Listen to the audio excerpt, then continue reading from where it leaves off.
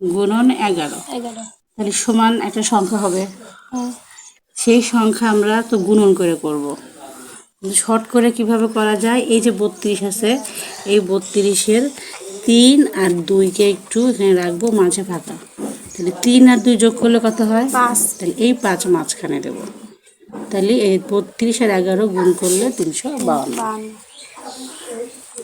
একইভাবে 33 গুণন 11, তাহলে কী হবে? এই যে 3, এই আবার 3, 3 আর 3 যোগ করলে 6 এই 6 এসে কোথায় বসবে? মাঝে। 363। আবার ধর 34 গুণন 11, তাহলে কত হবে? 3 আর হচ্ছে 4, 3 4-এর যোগফল কত? 7। এই 7 এসে মাঝে, তাহলে 374। 35 গুণন 11, বল তো দেখি এখন।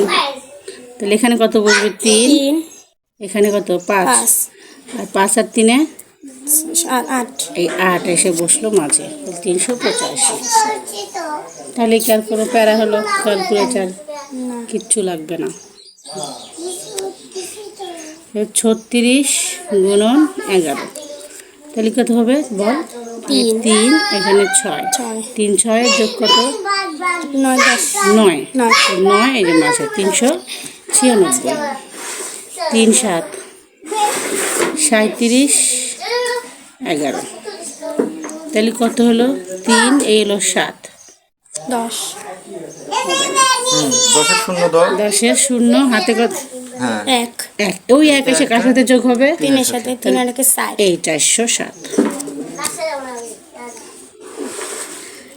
এখন 38 গুণন 11, তাহলে কত হলো? এখন আমরা মাঝখানে কি লিখতে পারি? 3